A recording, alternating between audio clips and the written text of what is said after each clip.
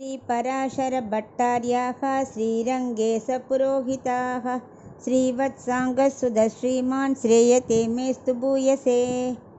இன்னைக்கு ஸ்ரீ விஷ்ணு சஹஸ்ரநாமத்தில் 20வது திருநாமம் பிரதான புருஷேஸ்வரக. அதாவது பகவான் தான் பொருளையும் உயிரையும் ஆள்கிறார், அச்சித்துக்கும் சித்துக்கும் தலைவராக இருக்கிறார். அதாவது பகவான் உபாயமாக இருக்கான்னு படித்தோம். அப்படின்னா அதுக்கு சில குணங்கள் தேவை இல்லையா? என்னென்ன குணங்கள்? நாம் உபாயமாக பற்றி பகவானோட திருவடி அடைய முடியாமல் போகிறதுக்கு என்ன காரணம் அப்படிங்கிறத இப்போ விவரிக்கிறார். பிரகிருதி நம்மளை கட்டுப்படுத்தி வச்சுருக்கு. பிரகிருத்தியால் நம்ம அப்படியே தலைப்பட்டு பங்கப்பட்டு இருக்கோம். இதிலேருந்து தாண்டி பகவான் திருவடி அடையிறதுன்னு ரொம்ப சிரமம்.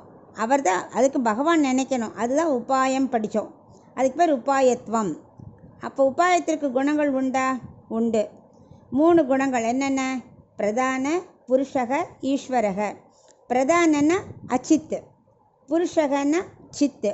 பிரதான என்கிற பிரகிருதிக்கும் ஜீவாத்மா என்கிற புருஷர்களுக்கும் தானே ஈஸ்வரன், அவரே நியமிக்கிறார்.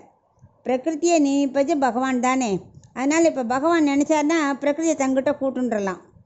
அப்போது அதே மாதிரி ஜீவாத்மாவை நியமிக்கிறது அவர் தானே. ஜீவாத்மாவையும் நான் பிரகிருத்தியை விளக்கிட்டேன், நீ வந்துரு அப்படின்னா ஜீவாத்மா அவரை போய் அடைஞ்சிரும். ஸோ எல்லாம் உபாயமாக இருக்கிறது பகவான் தான். எல்லாத்துக்கும் வழி அவர் தான். அவரே நியந்தன். க்ஷரம் அக்ஷரம். க்ஷரம்னா பிரதானம், அதான் பிரகிருதி, அழியக்கூடியது. அக்ஷரம் அப்படின்னா ஜீவாத்மா, அழிவே இல்லாதது. இங்கே மக்கள் என்ன பண்ணுறோம்? பூலோகத்தில் முக்குணங்களால் கட்டுப்பட்டு இருக்கோம். நம்மளால் அதில் மீளவே முடியல. அதுக்கு ஒரே வழி என்ன பண்ணணும்? பகவான் திருவடியை தான் பற்றணும். பகவத்கீதையில் கிருஷ்ணர் சொல்கிறார் இல்லையா, தைவி ஹேஷா குணமயி மம மாயா துரத்யயா மாமே வயே பிரபத்யந்தே மாயா மே தாம் தரந்தி தே. அதாவது அர்ஜுனன்ட்ட சொல்கிற மாதிரி எல்லாருக்கும் நமக்காக தான் சொல்கிறார். நம்ம எல்லோரும் முக்குணங்களால் கட்டுப்பட்டிருக்கோம். அது உன்னால் விளக்க முடியாது. அதுக்கு நீ என் திருவடியை பற்றினா தான் உண்டு அப்படின்னு அர்ஜுனனுக்கு உபதேசம் பண்ணுற மாதிரி எல்லாருக்கும் சொல்கிறார். அவரோட திருவடியை தவிர வேறு ஒன்றுமே நம்ம பண்ண முடியாது அப்படின்னு. இதுக்கு தான் பிள்ளை திருநறையர் கூட சொல்லியிருக்கார், ஒரு குருவி பிணைத்த பிணை மீட்க இவனால் போகலாகாது. அப்படின்னா என்ன அர்த்தம்னா, தூக்கணாங்குருவி இருக்கு இல்லையா, அது கட்டின கூட்டை நம்மால் விளக்க முடியுமா? முடியவே முடியாது. அப்படி இருக்கும்போது சர்வசக்தி பகவானான ஸ்ரீமான் நாராயணன் நம்மளை சம்சாரத்தில் கட்டுப்படுத்தி வச்சுருக்காரே, அதை நம்மளால் விளக்க முடியுமா?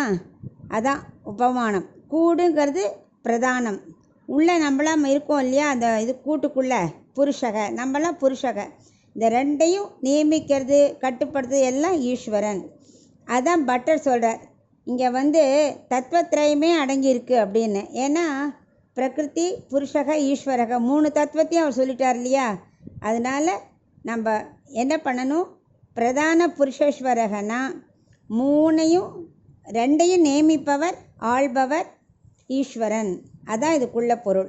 இப்போ நம்ம இதுக்கு ஒரு சின்ன கதை பார்க்கலாம். நம்ம எல்லாருக்கும் துருவ சரித்திரம் தெரியும். உத்தானபாதனுக்கு 2 மனைவி, சுனிதி, சுருச்சின்னு. சுனிதியோட பையன்னா தான் அவள் அப்பாவுக்கு ரொம்ப பிடிக்கும். துருவன் உட்கார வரும்போது, நீ உட்காரக்கூடாதுன்னு சுனிதி சொல்லிட்டா இல்லையா, நீ உட்காரணுமானா என்னையே பற்றணும், என் வயத்தில் நீ பிறக்கணும், நீ அப்படின்னா தான் முடியும், அதுக்கு நீ போய் நாராயண வணங்கு. உடனே அந்த குழந்தை போய் அவள் அம்மாட்ட கேட்குறது, இப்படி சொல்லிட்டா சித்தி, நான் எப்படிம்மா மறுபடியும் பிறக்கணும், நான் என்ன பண்ணேன், நாராயணனை குறித்து தவம் பண்ணுன்னு சொல்கிறாளே அப்படிங்கிறா. அப்போது அவள் அம்மா சொல்கிறா, அவள் ஒரு பாதி ரைட்டாக தான் சொல்லியிருக்கா. நாராயணனை குறித்து தவம் பண்ணுன்னு சொன்னது ரொம்ப பெரிய விஷயம். ஆனால் மறுபடியும் அதுக்காக அடுத்த ஜென்மாவில் மறுபடியும் எதுக்கு இவ வயத்தில் பிறக்கணும்?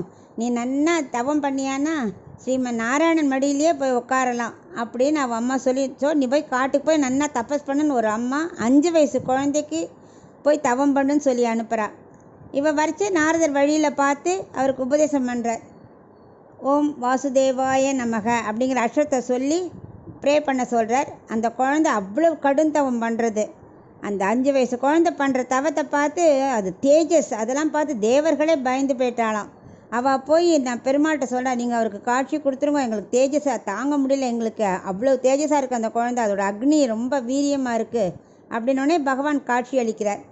அழிச்சிட்டு தன்னோட பாஞ்சஜன்யத்தால் துருவனோட கணத்தில் தடவறதுக்கு உடனே குழந்தைக்கு நல்ல ஞானம் படைச்சி பெருமாளோட சோஸ்திரம் ஃபுல்லாக பாடுறது. அப்புறம் கேட்குறாரு பகவான், உனக்கு என்ன வேணும் அப்படின்னு. அப்போ அவர் சொல்ல, நான் மோஷம் அடைஞ்சு உங்கள் மடியில் உட்காரணும் அப்படிங்கிற அந்த குழந்தை. அப்போ அவர் சொல்ல, கண்டிப்பாக நான் உனக்கு மோட்சம் தரேன், ஆனால் இப்போ அதுக்கு சமயம் கிடையாது. நீ நாட்டுக்கு போய் நாட்டை ஆண்டுட்டு ரொம்ப வருஷம் கழிஞ்சு நீ துருவ நட்சத்திரமாக போவ, நல்ல உயர்ந்த பதவியே உனக்கு கிடைக்கும், கடைசியில் உனக்கு மோட்சமும் கிட்டும் அப்படின்னு அப்போ அந்த குழந்தை சொல்கிறது. எப்படி நான் போனேன், எங்கள் சித்தியெல்லாம் என்னை மதிக்க மாட்டா, ஏன் அங்கே உள்ள சிப்பாய்கள் கூட என்னை மதிக்க மாட்டா அப்படிங்கிறா. அப்போ பகவான் சொல்கிறார், சித்தையும் அச்சித்தையும் எல்லாம் ஆடுறது நான் தான், நீ கவலையே படாத, நீ அங்கே போனியானா உனக்கு அவ்வளோ வரவேற்பு இருக்கும் அப்படின்னு சொல்கிறார். உடனே அந்த குழந்தை நாட்டுக்கு வருது.